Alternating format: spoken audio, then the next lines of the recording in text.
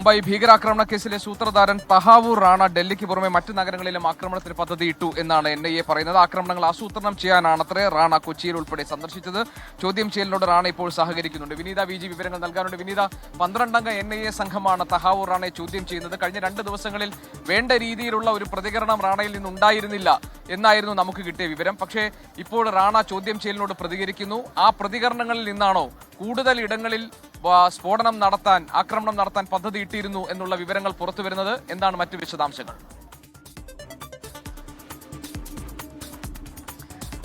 GK, തീർച്ചയായും ഇന്ന് 5-ാം ദിനമാണ് റാണയെ കസ്റ്റഡിയിൽ ലഭിച്ചിട്ട്. അന്വേഷണ സംഘം വളരെ കൃത്യമായി തന്നെ ചോദ്യം ചെയ്യൽ തുടരുന്നുണ്ട്. ഒരു ദിവസം ഏതാണ്ട് 8 മണിക്കൂർ മുതൽ 10 മണിക്കൂർ വരെയാണ് അന്വേഷണ സംഘം തഹാവൂർ റാണയെ ചോദ്യം ചെയ്യുന്നത്. 12-അംഗ സംഘത്തിന് ഒഴികെ മറ്റാർക്കും തഹാവൂർ റാണയോട് സംസാരിക്കാനോ അല്ലെങ്കിൽ തഹാവൂർ റാണയെ കാണാനോ ഈ NIA ഉദ്യോഗസ്ഥർക്ക് പോലും അനുവാദമില്ല. നേരത്തെ ഈ 12-അംഗ സംഘത്തിന് മാത്രമാണ് പ്രത്യേക അനുമതി നൽകിയിരിക്കുന്നത്. ആദ്യഘട്ടത്തിലൊക്കെ ഈ ചോദ്യം ചെയ്യലിനോട് പൂർണ്ണമായും നിസ്സഹരണമാണ് റാണ തുടർന്നിരുന്നത്. എന്നാൽ ഇപ്പോൾ കൃത്യമായി ചോദ്യങ്ങൾക്ക് മറുപടി നൽകുന്നുണ്ട് എന്നാണ് NIA ഉദ്യോഗസ്ഥർ പറയുന്നത്.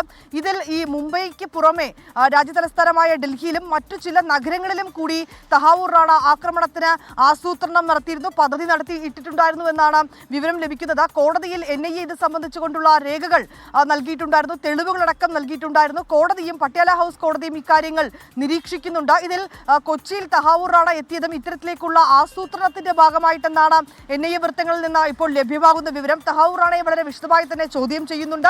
ഒപ്പം തന്നെ തഹാവൂർ റാണയിൽ നിന്നും ലഭിക്കുന്ന വിശദാംശങ്ങളുടെ അടിസ്ഥാനത്തിൽ കൂടുതൽ തെളിവുകൾ, കൂടുതൽ അന്വേഷണങ്ങളടക്കം NIA ഈ ഘട്ടത്തിൽ നടത്തി വരികയാണ്.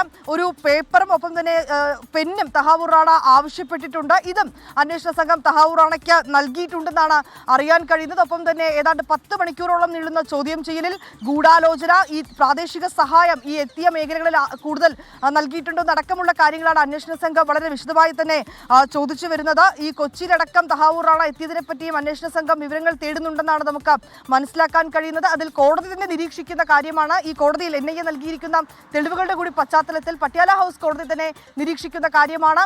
ഡൽഹിക്ക് പുറമെ, രാജ്യതലസ്ഥാനമായ ഡൽഹിക്ക് പുറമെ ഈ തഹാവൂർ റാണ സന്ദർശിച്ച പല മേഖലകളിലും സമാനമായിട്ടുള്ള ഭീകരാക്രമണത്തിന് പദ്ധതിയിട്ടിരുന്നതായാണ് വ്യക്തമാകുന്നത്.